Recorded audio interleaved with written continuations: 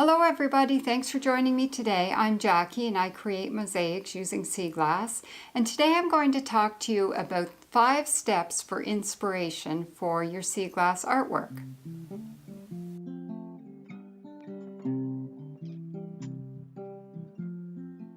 So for me, just by nature of the fact that I'm working with sea glass, it's extremely inspiring for me because I love sea glass. I love working with sea glass.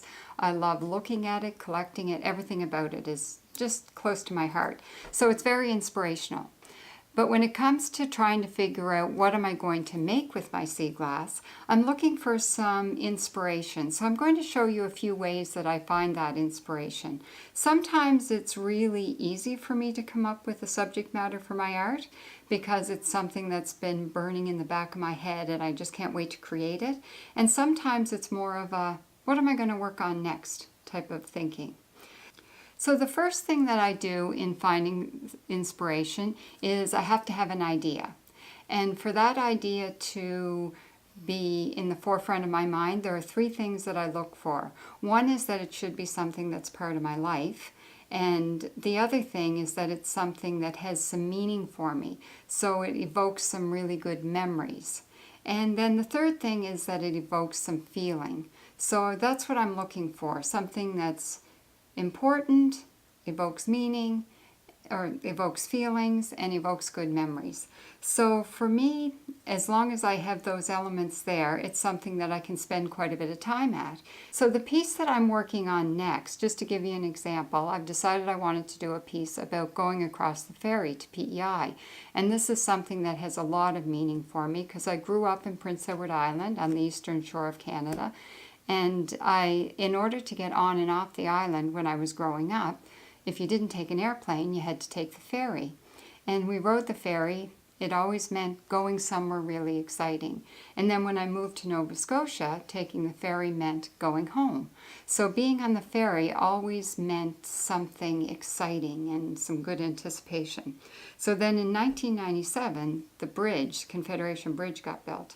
So I had this idea that I wanted to create 2 pieces of art. One of the bridge, which is this one here, I've already finished that one, and another one of the ferry, and I have a frame the same size as this one, so they're kind of like 2 sister pieces. So the second step for me in finding inspiration for my art piece is to get some photographs together. Because if you're going to create visual art, having some visual inspiration is really helpful. And so the first thing I would do is typically I'll go and take some pictures. Like when I wanted to make this bridge, I went to this vantage point on PEI. This is the view from PEI looking out at the bridge. And I took a whole bunch of pictures and it helped me come up with my design. In this case, because the ferry has been closed since 1997, I went to my archives of pictures. And I also could go to the internet and look at some pictures of being on the ferry or going across on the ferry. But in this case, it was my archives of pictures that I took that has given me some inspiration for this piece. So I found this picture that I took of my 3 children on our last trip across the ferry just before the bridge opened in 1997. And here we are greeting the new ferry going in the other direction. So a third step for me in finding inspiration for my art is to look at what other artists have created. And because other artists can give you some ideas on how to take something out of your mind or out of your reality and put it into a piece of art. And that can be very helpful. You might find looking at my art inspirational for you, which is great. And I find looking at other people's art, other sea glass art and other artists is extremely inspirational for me. So I do quite a bit of that every opportunity I get.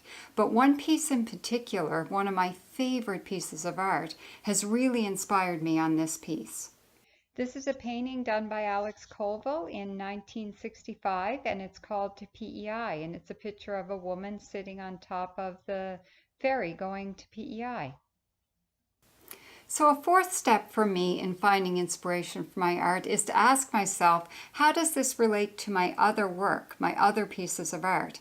And in my case, you'll probably notice I do a lot of seascapes, and I know that if I'm going to pick a piece that involves a seascape, it's probably going to be pretty inspirational for me because I love being at the beach, I love being around the water, and it also really translates well with the use of sea glass because I know I use a lot of white for sky, a lot of green for grass and water, a lot of brown for my structures or my main focal points of my pieces.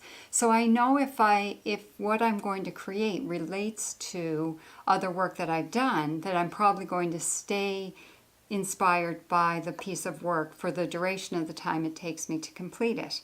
And in this case, because I'm wanting to do the ferry, it really relates to my bridge piece, and it really relates to the whole seascape bit because I'm going to have a big area of sky, a big area of water, and I'm going to be building the ferry with brown sea glass. So I'm pretty sure that this one is going to fit that criteria for inspiration for me. So the fifth step that I would recommend in finding some inspiration for your art piece is to do some writing.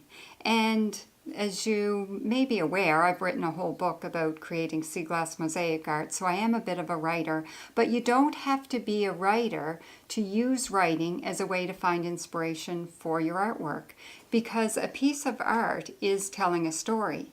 So if you were to sit down and write a story about why is this topic of your art piece important to you? What meaning does it have for you? What feelings does it evoke? What memories does it evoke?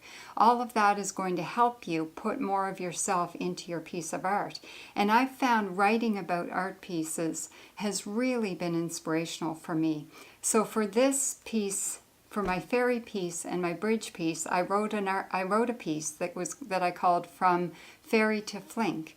And Flink, which is short for fixed link, was the nickname that islanders gave the bridge before it was opened. And when it opened in 1997, they called it the Confederation Bridge. But before that, we called it the Flink. So I did a story where I wrote about what it was like going across on the ferry and what it was like anticipating the fixed link being built.